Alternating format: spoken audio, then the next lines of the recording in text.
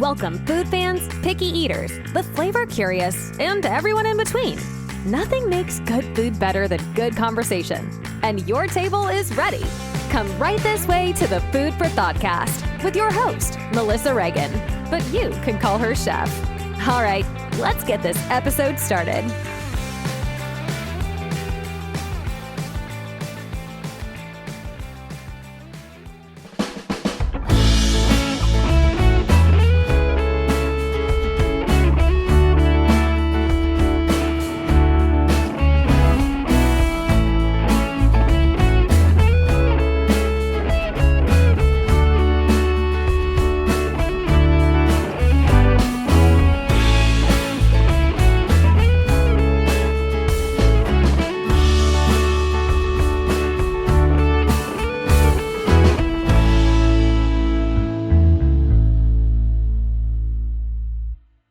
As a chef and a person who loves all kinds of food, I'm always looking for ways that I can emphasize quality over quantity without feeling like I'm missing out or depriving myself of the things that I love. And I love pasta.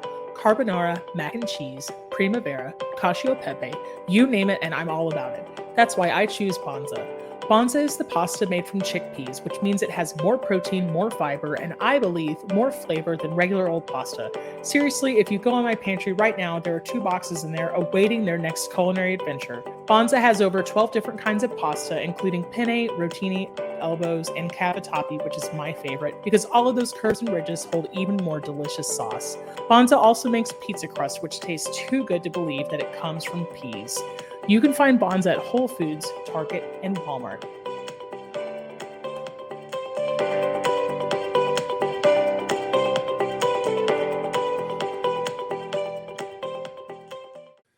Hey there, food fans. Welcome back to the Food for ThoughtCast with me, your host, Melissa Reagan.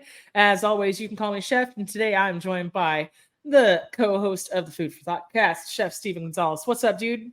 Hi, how's it going? It's great. How are you? Fantastic. Always enjoying this nice cooler weather where it goes down from like 100 degrees to 98 degrees. To 90, so yeah. Parkas are out. Parkas, sweaters, sweater weather, scarves, everything. I mean, I think there's some rain coming, at least here in Dallas. But yeah, you're not wrong. It's so disappointing when it starts to get cooler and then it's like false. All your hopes are dashed and then it's hot again. So yeah, and then it gets to like, it stays 90 degrees, so you have to still wear like 5 layers of clothing, you know? I think we're in that time of year where you go to work and it's cold, and then like halfway through the day it gets super hot, and then you hate yourself. You're using the heater on the way and the AC on the way home, and you've shed like 3 layers of clothing. It's the worst possible time to want to accessorize. Makes me really thankful for my one work uniform that has been my one work uniform for a long time. Especially when you look disheveled after, replacing a few layers. You look like you either just got out of bed or you stuck your finger in an electric outlet socket, Like when you had to wear 4 layers to work, and now you're some sweaty version of that 8 hours later, and it's the cool chill of the 88-degree air knocks you off your feet. Yeah, that's so much for looking cute, huh? Cute's gone. It's gone. I have to ask, what is the most amazing thing you ate this week? I got to know. My favorite meal this week was, there's a burrito shack here in Midland called Micaela's Burritos, and they make some delicious burritos. So I always get their chicharron bean and cheese. That's an all-time favorite of mine. So yeah, that's the best meal I've had this week. Oh, dude, that sounds amazing. That sounds so good. I want it right now. You should come to Midland and try I want it right now. Go on a food excursion of the tall city. Yes. This week I braised some beef in the crock pot, and excuse me. And there were onions and potatoes in there. I used half of the honey habanero rub from Finch Barbecue, and the other half of the rub I did for the beef. It was beef shoulder tender. I used the Lone Star beef rub, also from French Barbecue, and then to go with it, I roasted some acorn squash cut in half, scooped the insides out, combined it with a little stovetop stuffing, and put it right back in there. So yum. Yes, it was all the fall things. So let me ask you this: whenever you do like the crock pot and stuff like that, and you do your short ribs, do you get a sear on your? Do you still sear your short ribs? Well, I did. It was shoulder tenders. So okay. No, I'll do short ribs in the crock pot is too moist. I don't like it. It doesn't get what I want. I will sear short ribs and coat them in whatever I'm going to coat them in, wet or dry, and wrap them in foil and do them in the oven. Because it gets that caramelization without getting it waterlogged. Yeah. So, yeah. Yeah, because I was going to say, I know a lot of people that use a crock pot and they just throw everything in there, and that's fine and all, but you don't get any extra flavor. So So if I'm going to do ribs in that way, it's because they're cheaper than whatever else I wanted to use. And so I will stand beef ribs or pork ribs like up on their ends, right? Snake them around each other inside the crock pot. And I'll pour like a Coke and some mustard and some jam or whatever, barbecue sauce or whatever. But at the end of the day, I'm using tongs to like pull the bones out, and I'm just shredding the meat up. But if I want like a rib that I'm going to eat off the bone, I'm doing it in the oven, like a slow cook in the oven. Nice. So yeah, 100%. Oh man. But while I love what I ate, I want that chicharron burrito really bad. Yeah. Chicharron bean and cheese, best way to do it. Yeah. I want that. Yeah. All right. So, but I'm like really sad about that now. All right, so it's soup season. That's what we're talking about today. Anyway, past Melissa's sadness about not having a chicharron burrito. Soup season. Let's talk about it. The history of soup is human beings have been eating soup since 20,000 BC. That's the common belief. So as soon as people had mud vessels or clay pots to cook soup, they started doing it. So some historical documents state that soups became a big part of most regular menus in all the civilizations from 6,000 BC onward. Wow. They used to be called broths or pottages, so made in a pot, pottage, right? It's like a combination of pot and cottage, the thing you cooked it in inside the place you were cooking in. So clever. Or sop, which is now, of course, right, the action that you take with the bread or the biscuit or the cornbread that you're eating with the soup to get all the things out of the bowl. What do you think about all that, Steve? I think that I want to shake everybody's hands who discovered all these great cooking techniques, because without all that, we would live in a very bland and boring world. Yes, I'm a huge soup fan. Of course, the word soup comes from the French soup as well, but it has an E on the end. And then that comes from, right? It's like soup, but with an E, because we're French and fancy. We put these extra letters here, but you're not going to say them. They are quiet. And then from the Latin supa or suppa, which then we get like the colloquial supper, to soup, to sop, to sup, right? To eat, basically. So yeah, all about fun facts. More fun facts. Follow me for more fun facts. So the 7 types of soup classifications that there are, of course, broth soups. So you got like your chicken noodles, your beef barleys, your vegetable beef broth based, right? Consomme. What's a consomme, Steven? It's fancy. What is it? It's what is it? It's a $15 difference on the menu. Yeah. I wasn't even going for that, but that's awesome. What's the difference between a consomme and a soup? Oh, a consomme is just clear. Yeah, exactly. It's just a nice clear soup where you can, if you do it right, you can see right through it. It's almost like water. Exactly. Full of flavor. Now, actually, I need to ask you, when was the last time you made a consomme? 20 years ago in culinary school. I'm not gonna lie. Really? Yep. Really. We used to do consomme on the menu when I was in restaurants. Yeah. And I got super good at making consomme. Nice. My rafts were awesome. They were excessive, but man, they came out so good. And then I went about 6 years without making them, and then I tried it again, and it just Cloudy. I need to go, I need to practice. All right, so for everybody who just went, what are you talking about? Consomme is a type of clarified broth soup. He used a raft. So, Stephen, tell us what the raft would be. So I like to do my rafts with your mirepoix, your celery, your onions, your carrots. I always feel like a raft can be super flavorful. So I also like to add in garlic and herbs and aromatics, and then I tie it all together with I throw a ton of egg whites in there. And that's how I was taught, because the more egg whites that I would put in there, and I would just blend it all up, all of the cloudiness would stay in that raft.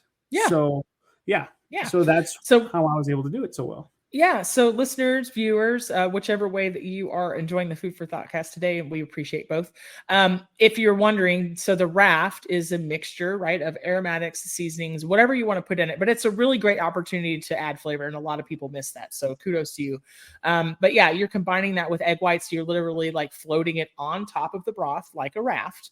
And it's going to suck up all the things in the soup that can make it cloudy. You're clarifying it, making it clear. Just like you would clarify words that somebody didn't understand, right? Same idea. You're making this soup more clear. And if you do it right, you should be able to see right to the bottom of the pot. Really, really fun thing, really flavorful, very, very old school way to make a soup, but still out there. Still out there. So, yep, classic French technique. Awesome. So we have, dude. It's really, really delicious. Just going to be rambling on random words. Awesome. Flavorful, delicious, clear, clear, clarified. Soup intensifies. All right, so we have broth soups, consommes, cream soups, velouté-based soups. What's a velouté? Velouté is a classic mother sauce where hold on, wait. It's time for Stump the Chump with the Food for ThoughtCast. Oh, I know, right? I haven't made a velouté in a very long. So a very rudimentary definition. It's a rich white sauce made with chicken, veal, pork, or fish stock, where it's thickened with cream. And have you ever thickened it with egg yolks? Yes, like a liaison. Yes. So. And it's so good. So all the way back on episode 1 of the Food for ThoughtCast, if you've been listening with us the entire time, thank you so much. We appreciate you. I explained what the difference was between a biscuit and chowder, how it was thickened, and what the ingredients were. Same thing with a velouté, right? What makes it different from a standard bechamel is that the base is not dairy, but you can finish it with dairy. And one of the ways that you can thicken it is egg yolks, which is called a liaison. It's like very similar to making a custard, except that it's savory and it's a sauce. It's not like a pudding texture. And then the other way is that you can use a roux. So equal parts fat and flour, whichever way you prefer, cold or hot. So velouté is fantastic. Yes. What up? Was that all 7? No. I keep getting sidetracked, but I keep getting sidetracked by, I want to let you share your brilliance. So we have broth soups, consommes, cream soups, velouté-based soups, pureed soups. These are like your butternut squash, your pumpkin, your, the things that you're pureeing at the end, right? And then even gazpacho could be considered a puree soup, depending on who makes it, what texture you want it. But even though it's cold, and then bisques and chowder. Bisque classically thickened with rice, chowder, more of the roux direction. So that's 7. That's all 7. Do you have a favorite type of soup? 6, 7. I got lost after that. Do you have a favorite type of soup? Cream-based soups are my favorite. Nice. I can't help it. I just like them. I think they're rich, they're awesome, and they're perfect for this time of year. Every other soup is great too, but I don't know, the richness of that cream-based soup. Forget about it. Are you using straight cream when you make your cream-based soups, or are you okay? Or what was the other option? Well, it's like, are you making a bechamel and adding it to the base that you made already? Or are you like thickening half and half? Like, what are you doing? I think I'm not a big fan of half and half, because it's been in my experience where it just looks broken, like a broken soup, a broken sauce. and I don't like that at all. Sure. I don't think I've really ever done a soup where you have like a roux based soup or a bechamel based soup. So whenever I do like my cream based soups, I always add my cream more towards the end, and I'll let it cook down just a little bit, because I've noticed if you cook it for too long from in the very beginning, it still separates, just like half and half, Yeah. I mean, I definitely find that it's easier to add the big dairy components at the end, but sometimes I'll thicken the base, and sometimes I won't. It just depends on what texture I want, and sometimes, to be honest, I'm using a lot of the techniques from the 7 to create an amalgamation that's really not like technically any of those, but still delicious. I might use rice a roux. I might use rice, a roux, finish something with dairy, or finish it with butter and puree it, like all in the same recipe, right? Yeah. So I say recipe very loosely, because if I'm cooking at home, there's like zero plan. Recipes don't exist. They're just guidelines. So loose guidelines, unless you're baking, and then you need it because it's science. So so then so what you take on like the thin soups, like the broth based soups and the consommes and stuff like that? I like them. I'm more likely to eat a consomme or a broth based soup, or just broth, or like bone broth or stock by itself when I don't feel well, or if I just need like a little boost of hydration and some micronutrients or whatever. But the broth based, like I'm a big fan. I like chicken and vegetable and things like that all the time. Okay, so then I'll ask you this. I think the cream-based soups are rich, they're velvety, and they're heavy. I think that could be a meal. Do you think a thin soup could be a meal or no? See, Steven's poking the bear, because I already told him that one of our beloved listeners, Aussie Nate, doesn't think that soups are a meal. So he is running into the beehive with a stick. But that's okay. I think it depends, right? Sometimes growing up, we would have potato soup for dinner, and it was dinner. And then other times, if I'm as an adult going out to a restaurant, I'm going to have a soup as a starter. So I think it depends. I mean, it's one of those like yes and always, not like a either and. You know what I mean? Like it's not an either or. It's like an yes and is my answer. So I feel like it could be a meal only because, like, if you have the right components and it fills you up, technically, would that be considered a meal? I mean, I think the meal is what you make it.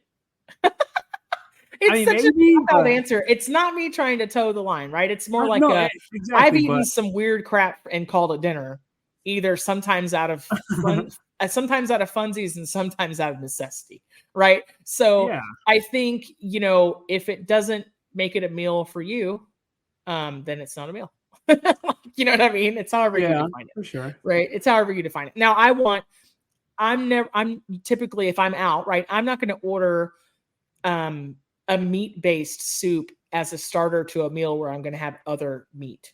That feels weird. Yeah. So like if I'm going to have like, let's say I go to Panera, I'm going to have a cup of broccoli cheese soup, and then I'm going to have like a turkey sandwich, right? But I'm not going to get like chicken wild rice soup and then have like a steak. Like that's strange to me. I don't know. I don't know what the answer is, but it's the same way as like if you go get sushi and you have like some miso soup as a starter.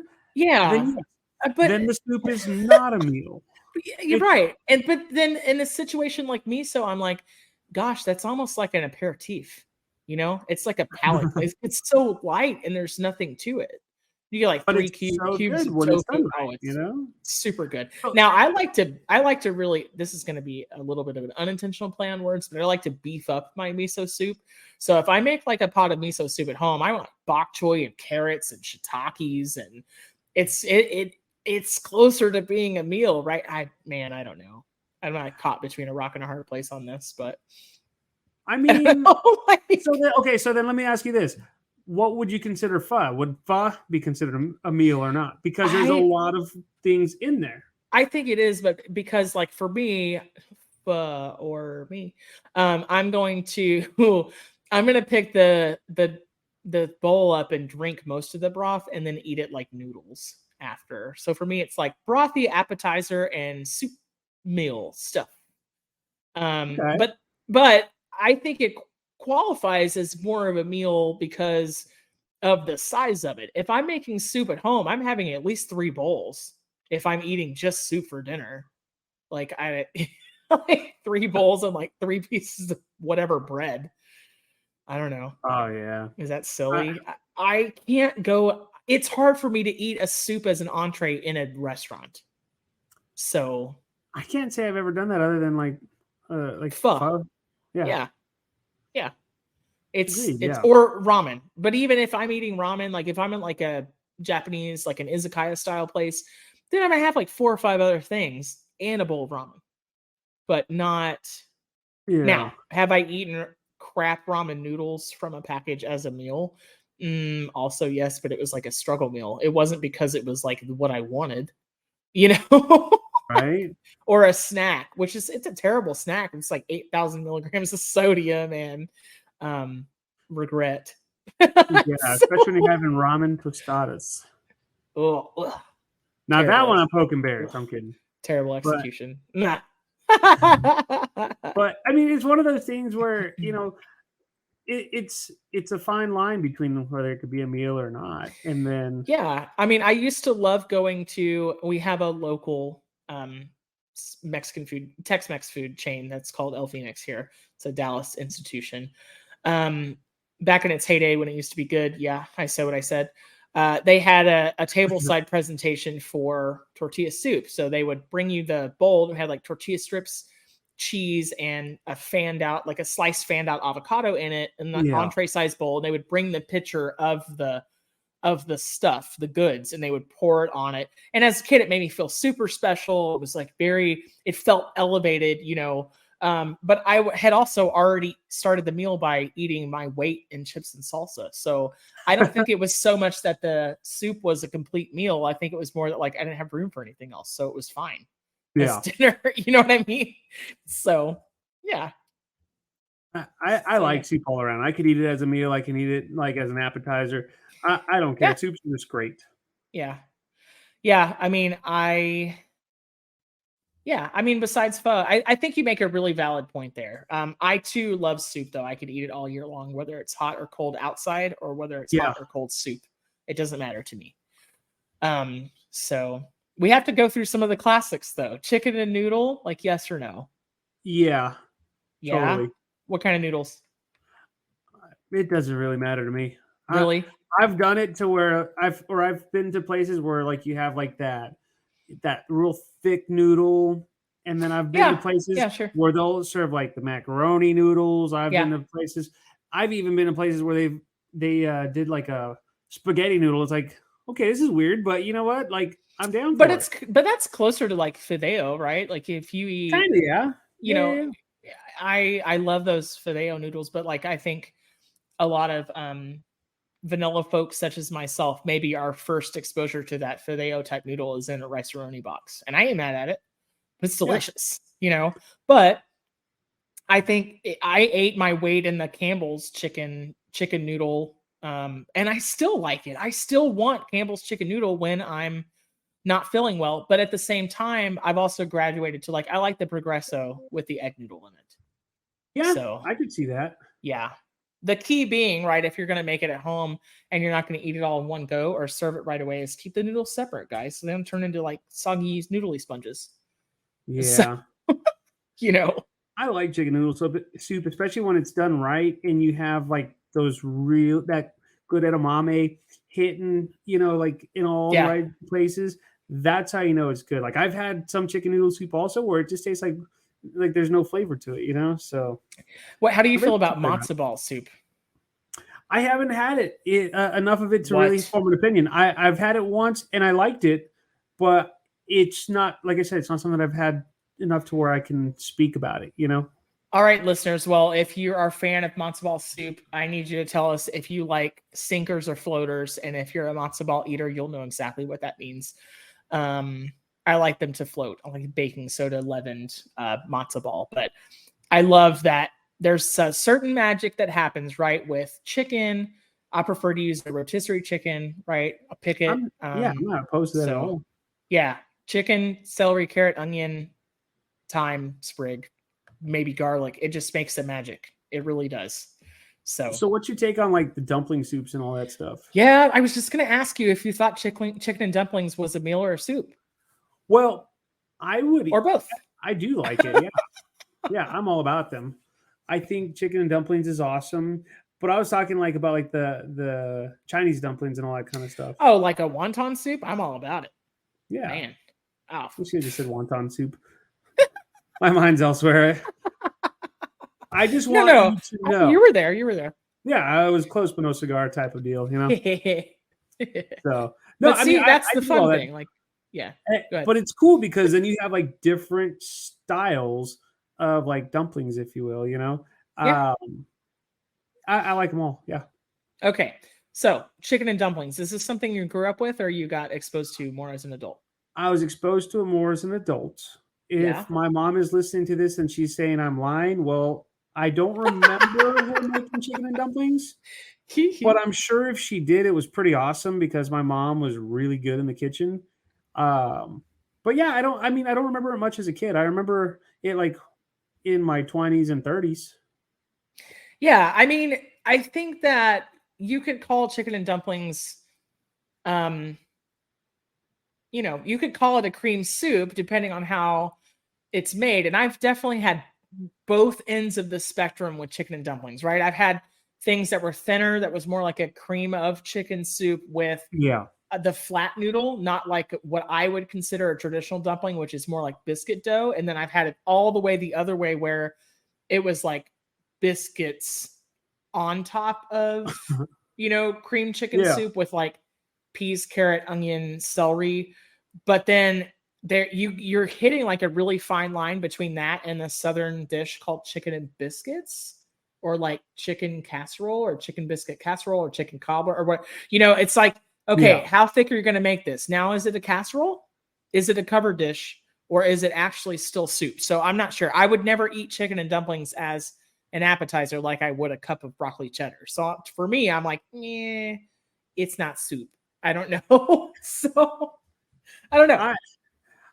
So what's your take on more like the meatier soups, like the menudos and stuff like that? I know we've talked about that in previous episodes. Yeah. I think it's definitely, you mean, is it soup or is it a meal? What are you asking? Sorry. Oh, that's a good question.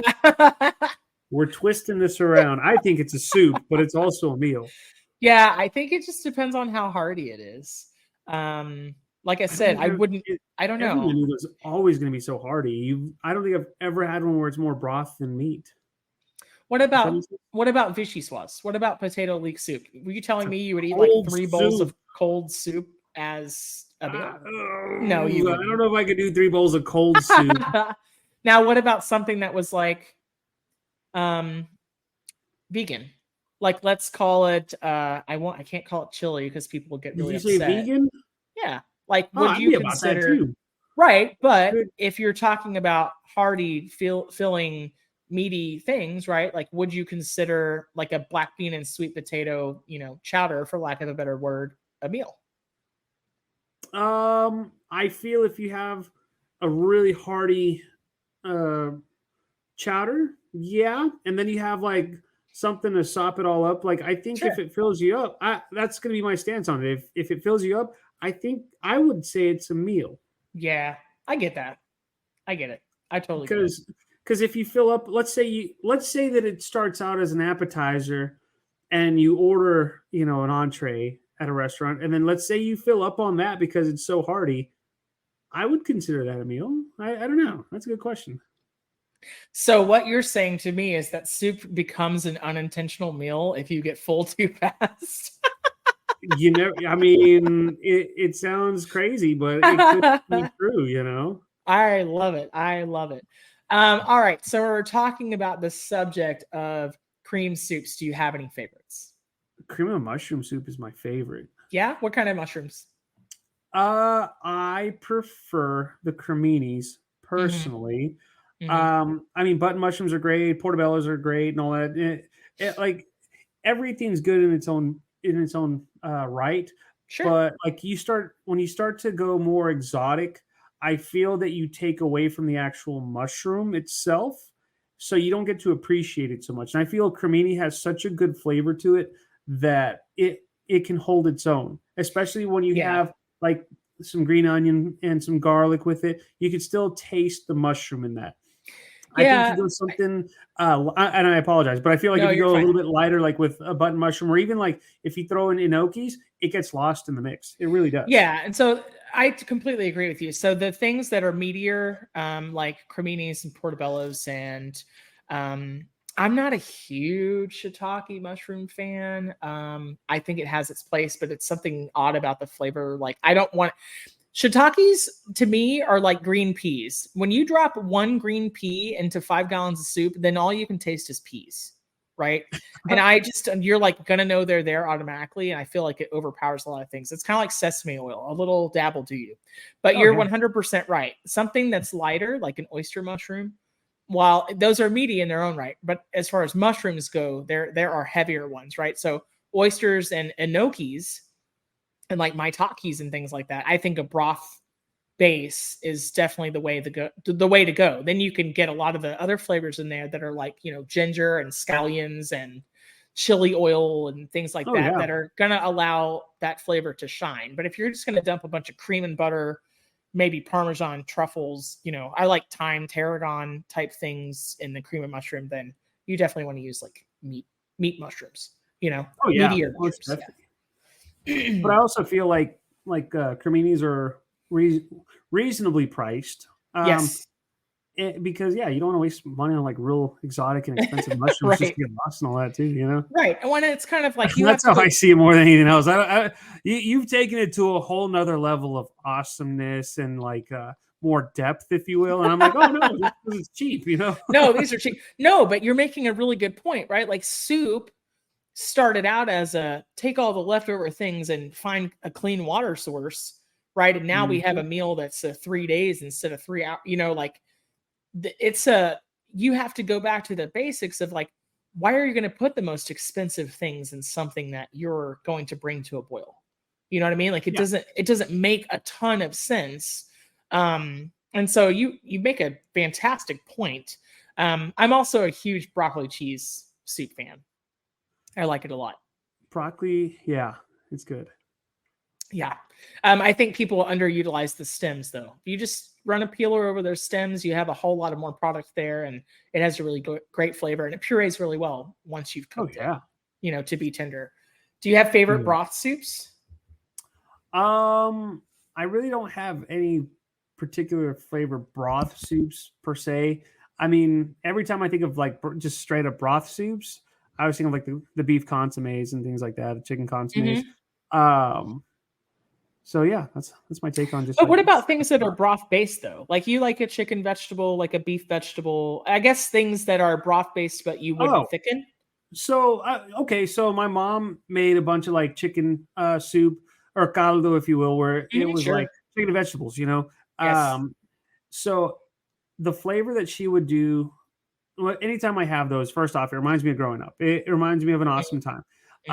Food definitely always takes me back to my childhood. The only thing I didn't care for her soup was that she would do like the chicken on the bones, which of course it's more flavor, and I didn't appreciate it at the time. I would always have to like pick up it up out of the soup, and I'd burn my fingers and I'd get all mad. Or like even like she would do the corn on the cob, but she would like slice the corn on the cob. So I'd have to pick up the little cobs, and again, I'd burn my fingers and I'd get all mad, and I'd be like, I just can't do this. I can't do it. Exactly. But like the flavor was always on point. Like my mom did such a great job with that. So I've always tried to recreate stuff like that. But the only difference is that I take, like if I'm going to throw corn, I'm going to take it off the cob. If I'm going to throw chicken in there, I'm going to find a way to get that bone off a little bit easier. So that way I can enjoy it, Right. But kind of like ease of access type thing, right? Yep. So then let me ask you this. French onion soup, would that be a broth-based soup? I mean, it would be until you add all that Gruyere and awesome like toast points and all that on top. I think that's the garnish though, but it's broth-based for sure. Okay. Yeah. I love French onion soup. I think it's amazing. I like to put a little brandy in with the apples or like a little apple cider and other like, oh my gosh, I got so excited. I have to start over. Caramelized onions, a little apple cider, and then like brandy for like depth of flavor, and then the beef stock and garlic and everything else. Like that's the direction I like to go with it, because that sweet cuts the sharp of the Gruyere, the Swiss cheese. So then good. Would you consider like tortilla soup a broth-based soup? I've had it both ways. I think, you explain. I was gonna say, like, I would imagine. Well, no, I mean, like, because I've only had chicken tortilla soup one way. Is there what's the other way? Like, so I've had it tomato based, right? Like more of an enchilada sauce type flavor profile. I've definitely had it broth based, and then it becomes like a very fine line between chicken tortilla soup, chicken enchilada soup, and taco soup, right? Like I feel like you're teetering on a line of like, if you put black beans and corn in it, it's this. If you put rotel in it, it's this, right? But traditional chicken tortilla soup, right? Like at a restaurant, yes, broth based. And then I've had chicken tortilla soup in a friend's home where she used masa to thicken it like you would a tamale. So, and a little sour cream at the end, not on top, but like in it. Like, so that was definitely like a different experience. But then at that point, I'm like, is this chicken tamale soup? So, like, that's like trying to dissect all the different subgenres of heavy metal. You have death metal, deathcore, black metal. Like that's you kind of made it sound. You went a musical path right there. Right. It's kind of cool. Cool. It's just like shrimp and Forrest Gump, where he's like shrimp gumbo, shrimp burgers. I love chicken tortilla soup, but I used to hate it for the longest time because when I was in San Antonio, I worked at a resort and they would put so much cumin in there to where it just it overpowered everything. Yeah. It's the same way, like you said, if you throw a pea in there, all you smell or all you taste is pea. That's how it was with cumin. They would add so much to it, and I just thought it was horrible. And and then finally I went to that kitchen that made it because I had to fill in. And I had one guy show me how he did his, and he had changed up the recipe just a little bit. Mm-hmm. I mean, it was amazing. Like the way that this guy, Lupe, would make his tortilla soup was just out of this world. And oh my gosh, when it's done right, it's amazing. So I like cumin a lot. That's one of the ways that we're a little bit different. I love cumin, but I understand too. Like a little bit goes a really long way. You can put other things with it, right, to kind of bring out the beauty of that flavor. But for chicken tortilla soup, I really like to start with a high quality chicken stock, right? Whether you've made it yourself or not. But I like to blend other things into it. So at that point, I'm like, is this actually qualifying as like a pureed soup? Like I like to roast a poblano and a tomato and blend those into it, and then sometimes, depending on how I'm going to use it, add a little cream or like a potato, and it gives a lot of body. So it kind of becomes, it's like, it could be like a bright green deal with like green chilies and poblanos, and it's pureed and it's got like roasted corn on top and tortilla strips and like shredded chicken, or completely the other direction, right? Where it's like a couple of ancho chilies that are rehydrated and like a New Mexico chili and a can of Rotel. I don't know why I outed myself twice in this conversation with the Rotel, but dang it, it's good. I really like it. Okay. I don't care what anybody thinks, but I've also done vegetarian tortilla soup before, where I was using like cashew cream as a base and roasted sweet potato and, cumin and chili powder and paprika. And, I mean, I think you can go all sort of ways, but it probably fits it probably fits like 2 or 3 categories on the soup types list, right? Depending on who's making it, or but hey, let us know on social media, like if you like tortilla soup and which way you like it. I want to know. I feel like soup's a polarizing subject for sure. So it can definitely divide a crowd, because then are you a chowder person or are you not?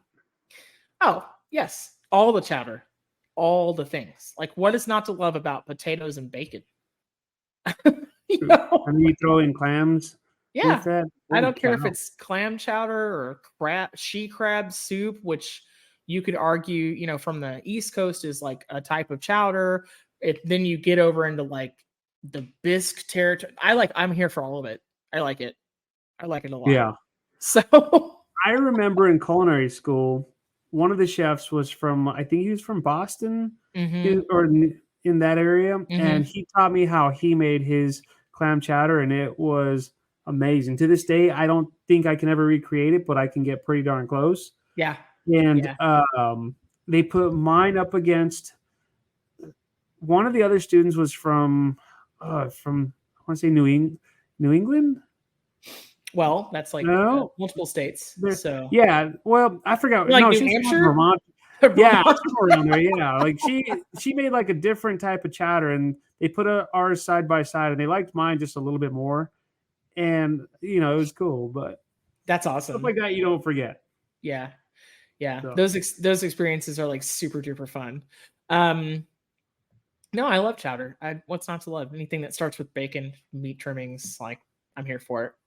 I like plenty of vegetarian soups too. I love a good red pepper bisque. Although if you're not thickening it in the bisque style, then it's just a pureed red pepper soup. But dude, I love all those things. I love the roasting a tray full of vegetables. Yeah. And pureeing them is like super easy. Pea soup. So split pea, yes. Green pea, mint chilled soup, yes. But it's with the intent that I'm eating pea soup. Otherwise, I'm like, dude, keep the peas out of the vegetable soup, please. Keep them out of the beef stew. Keep them out of the. Stop. Everything tastes like green peas. Like, stop it. I don't mind it. Yeah. I could do the split pea soup, and then you throw the salty ham in there. And yes. I think it's good. And you have to find that fine line between like it being too thick and too thin, So I was making split pea soup as a special at a restaurant that I worked at many, many moons ago. And I walked away from it for too long and burned it on the bottom. Oh. And kind of like cardinal rule number 1, right? When you've burnt a pot of something, do not stir it. But I could tell from the taste and the smell that it smelled like a matchstick. Like it just wasn't. I was like, I don't know if there's any saving this. So immediately like poured it into a new pot, tried a couple of things. There's a couple of, whether they're wives' tales or actual science, right? But a little bit of acid or a little bit of sugar, but there was really no coming back from this. It was Hulk pea green soup with like black carpet on the bottom of the pot. I mean, it was scorched. It was scorched. Oh. So never forget that. It's like a memory that's deeply embedded because it was followed by a rant with like yelling and cursing, and it was not good. Have you ever done it at someone's house and they bring out a pot and it's the only pot they have and it's paper thin, so you have to be really, really careful? Yes, I cooked in all of those sorts of like non-ideal conditions. Lots of times it's usually where I wish I had my own knives with me. Somebody's like, can you dice this onion? You go to their house and you're like, oh, this is like a butter knife. Now, I'm not saying that everybody has to have super expensive chef equipment at their house, but man, have something that's sharp and works well. You know what I mean? Like, very rarely will I ever use like the what the hell are you doing line, like because you know how it is. You go to your friend's house and they say, oh, I know I'm not a chef like you and this and that, I don't have the right equipment, but you feel like, oh, well, we'll still make it taste good. Like it's not going to look pretty, but it'll taste damn good. Sure. But then every now and then, like I said, a handful of times I've been to friends' houses and they'll have one pot and it's so thin and you're just so scared out of your mind. It's like aluminum and it already has like, it's like a dimpled from the heat. Like, it's rough. Listen, everybody out there, if you're going to cook at home, just invest in some quality stuff. We're not talking bad about you, but just, it doesn't have to be the top of the line stuff. Listen, I don't have knives that cost over like $30 because they're just workhorse knives. Like they're just doing a job, but man, you gotta just have a couple of nice things so that you can do well,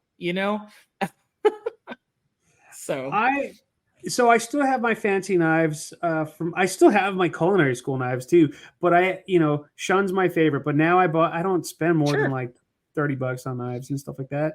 Um, but I don't know. I feel like if you have just the basics to make a good meal, in this case a soup, I'm Oh all yeah. for it. Oh So yeah. then, okay, so I gotta ask, $1 million question, and there is a right answer. Is chili a soup? Yeah, dude. Well, wait, you set me up. What's the right answer? That means I have a I 50% need to chance of know. being wrong. I need to know whether or not I am resigning tonight as co-host. I think that chili is a meal and not soup. You know what? That's exactly the BS answer I would have given to.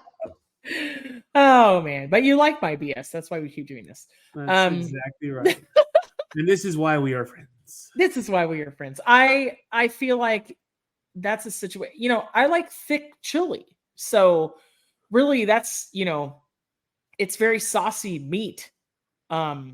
That's not much different from if you were making a hash or if you were making like a what my family used to call SOS, stuff on the shingle, gravy and meat toast, or biscuits, biscuits and gravy. I think that's a meal. Yeah.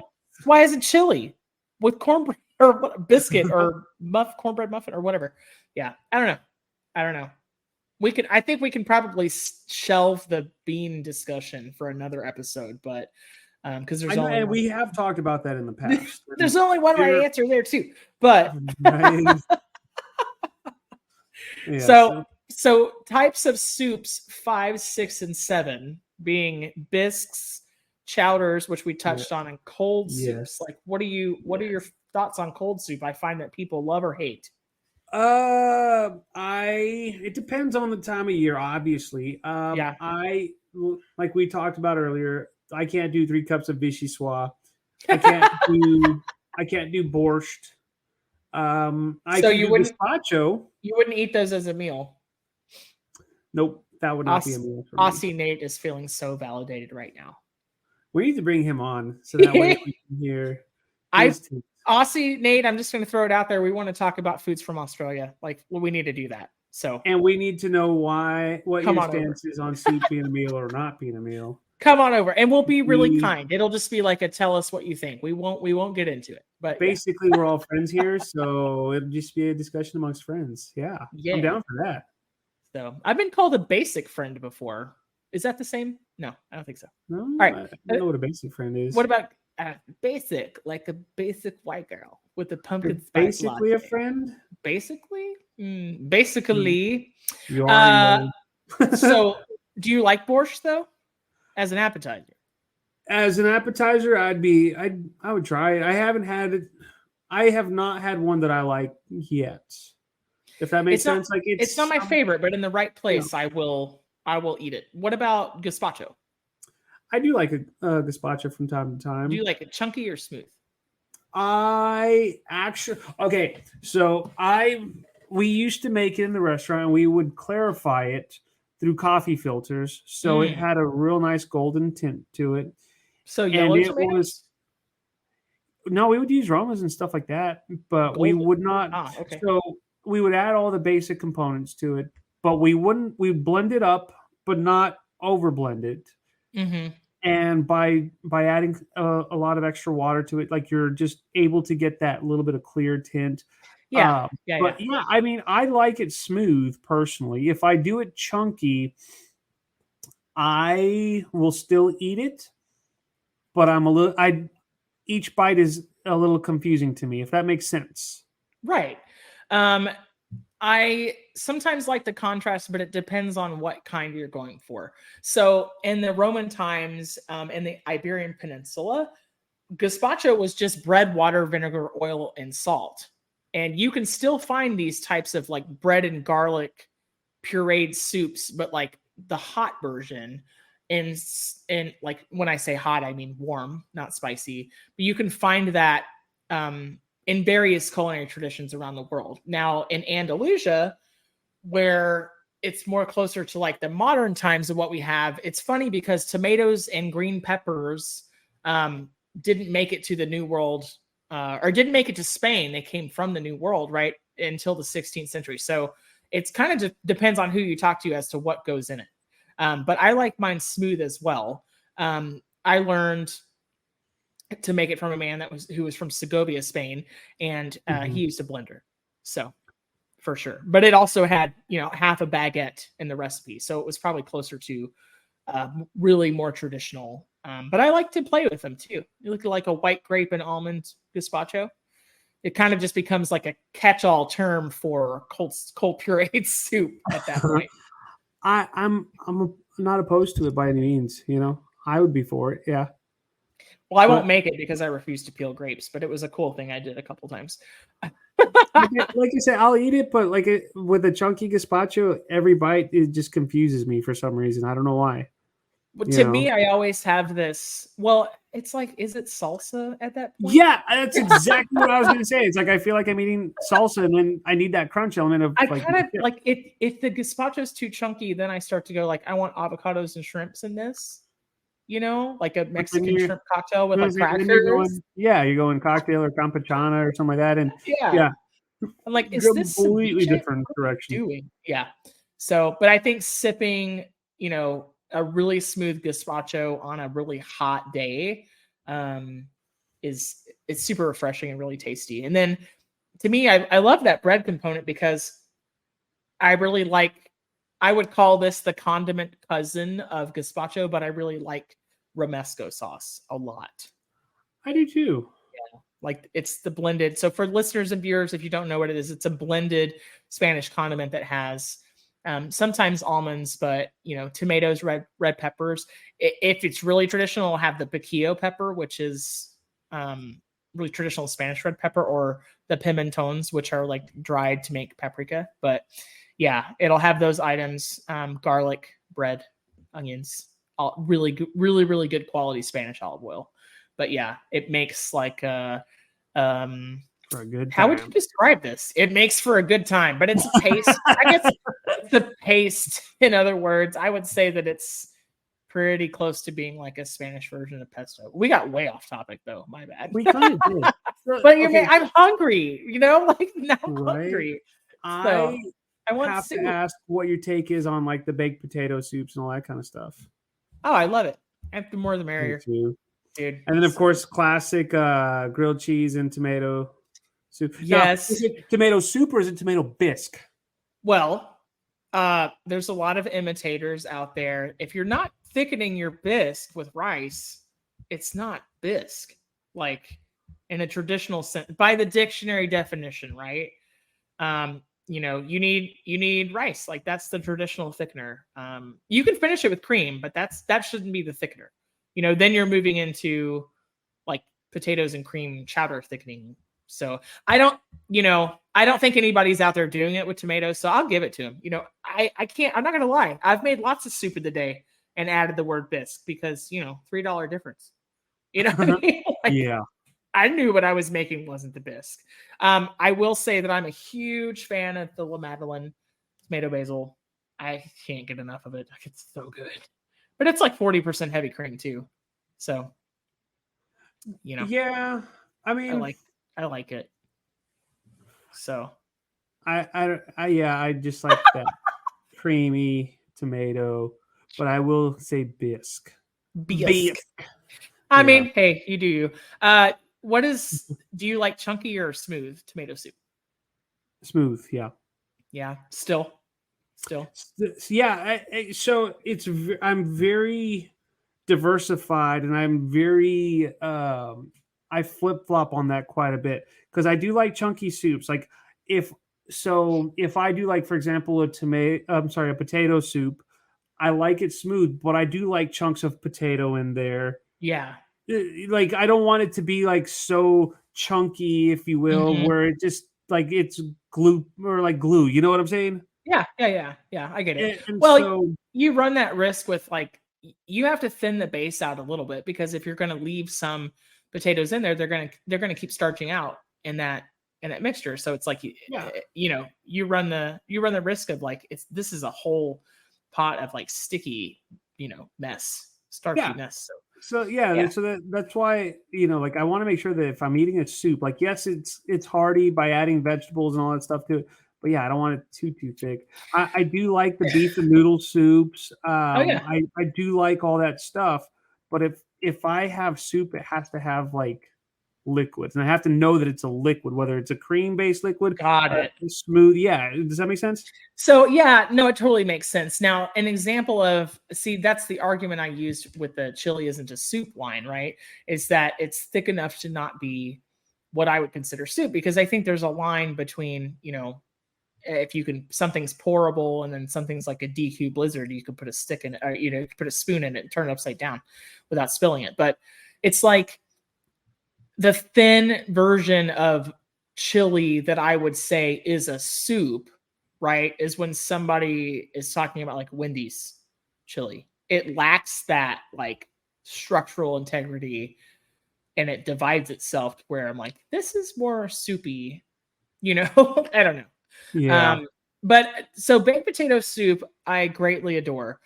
However, I grew up with potato soup that was nothing like that, and it is also my favorite. So my grandmother made potato soup that was very simply like sour cream Velveeta and potatoes, and it's really ridiculously good.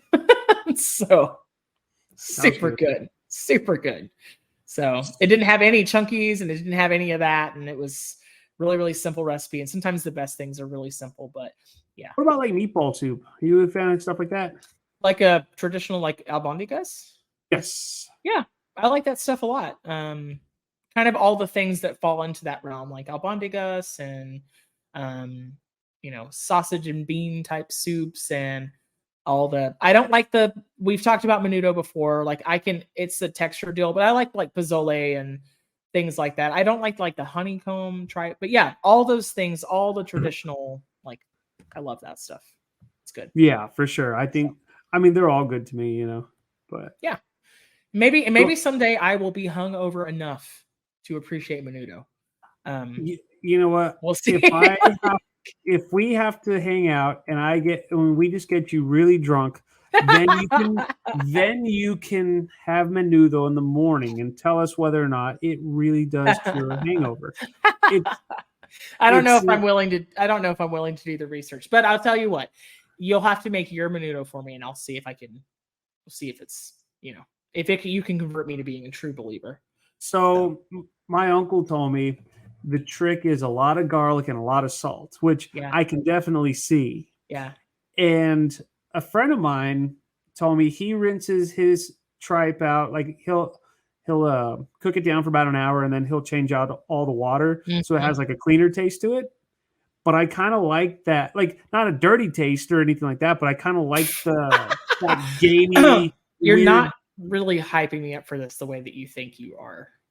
Oh no, I'm going to tell you what I think, but yeah, like it comes out better. But I go a completely different direction. I always throw in beef tendons into my menudo, and so it's just gelatinous.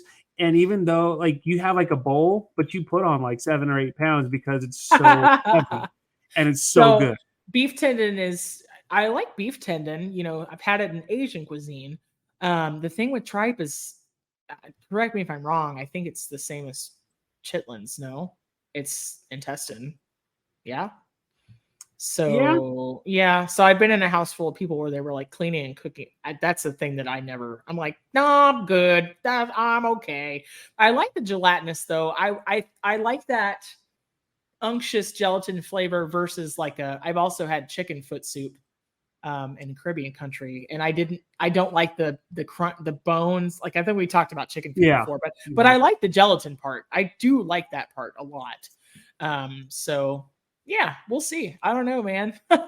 I look forward to it though, whatever we end up deciding to do.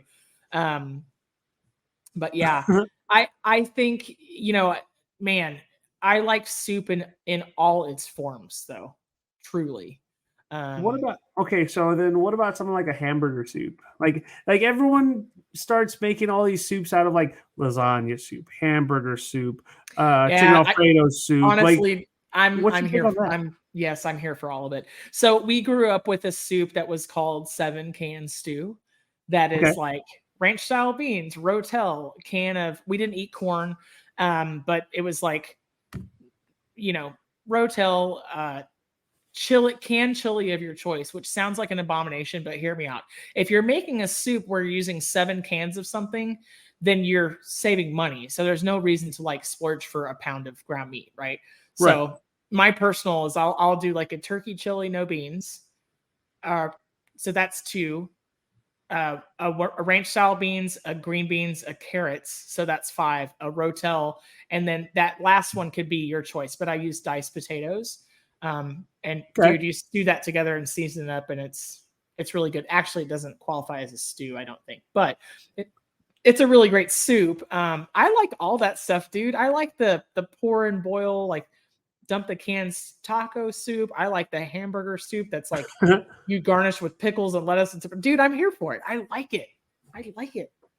I would probably try a hamburger soup minus the pickles. And, I know. Minus the lettuce too. Okay, so I have to ask, like, you would throw lettuce into your soup? And that's a garnish, so it'll be like, but lettuce, tomato. It's like lettuce, tomato, cheese, sour cream, like on top of a hot taco soup. You know what I mean? Not saying that's my preferred style. I'm just saying I've seen it. So I like all this, like the tortellini soup. I love all that stuff, dude. It's really good.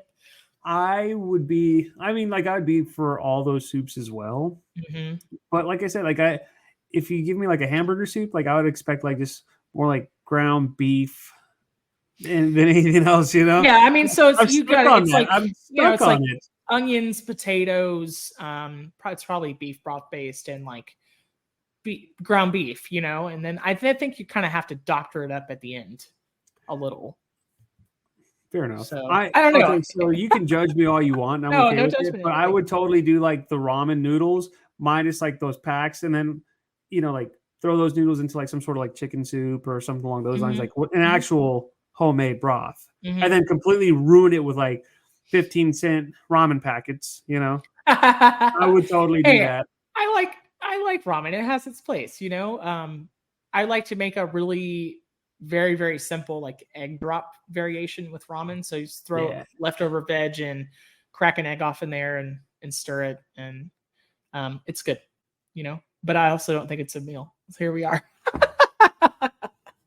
Now, I think soup can be a meal. Like, look, if you're making unstuffed pepper soup or whatever TikTok soup of the week is popular, like if you're making lasagna soup, dude, that's heavy. Like it could completely be a meal, but the ramen thing is where I'm very torn. I'm just like, this was a meal that you didn't want. Like, I don't know, so this is a meal because you had to be a meal. I don't know.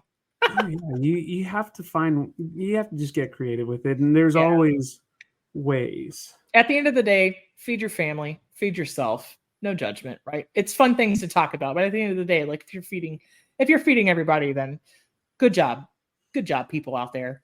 But yeah, I'm here for all the kitsch fun soups. I really like it.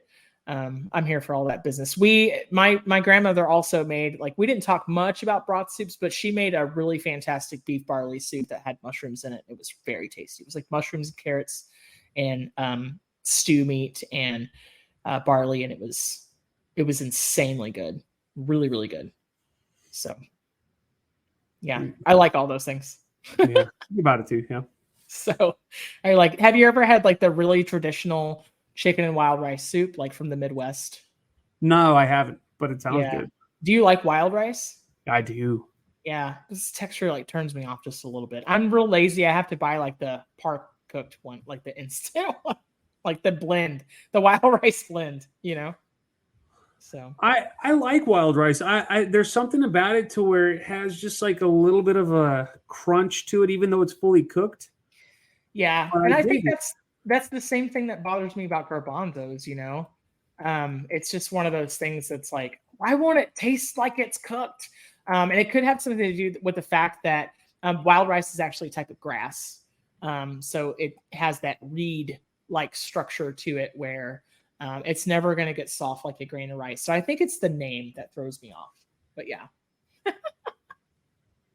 So what kind of soups are coming up in your future? I would say the tomato, basil, the sweet potato, the butternut squash bisques, the mushroom, chowders, all sorts. It depends on how cold it gets, Okay, what if it stays like this tepid, gross 80 degrees further into the year? Still cream soup? Oh, that's a good question. Then it would still be like the tomato, basil, and grilled cheese. Yeah. Because, that's good year round. I've definitely been craving like ham and navy bean or ham and butter bean with a batch of cornbread. So that's probably what will be first on the list for me. So yeah. Steve, it's been a wonderful talking to you about soups today. Where can we find you? Find me on social media. Facebook, Chef Steven Gonzalez. Instagram, TikTok, Chef Stegons. I'd say Twitter, but I know it changed and I don't really do Twitter. Whatever it's called right now, he's not really on it. Yeah, exactly. Or just go to chefstevengonzalez.com and talk food. I love it. Go buy the man's cookbook. Do you have soups in your cookbook? I do, actually. Nice. I do. So you'll have to get my cookbook and try out some of my soup recipes. Good thing I have 2 copies. Hey. Yeah. It sounds super duper. I'm sorry. I hate myself for that joke. Thank you so much for joining us today. Listeners and viewers, don't forget to rate, review, subscribe. Leave us a review. Help us get some followers. Share the page. Share the podcast every time it gets released, right? You're one of the things that makes this show great. I truly believe what the nice voiceover lady says at the end of every week's episode. So help get the word out about the Food for ThoughtCast. Thank you so much. That's a wrap for today. Until the next episode of the Food for ThoughtCast, make good food, eat good food, share it, and be kind to one another. Thanks so much for listening today. You are part of what makes us special, and we are so glad you joined us. Don't forget to rate, subscribe, and leave a review. Just like food, delicious podcasts are better when you share them with others. Come back for seconds wherever podcasts are served, and we'll catch you in the next episode of the Food for ThoughtCast.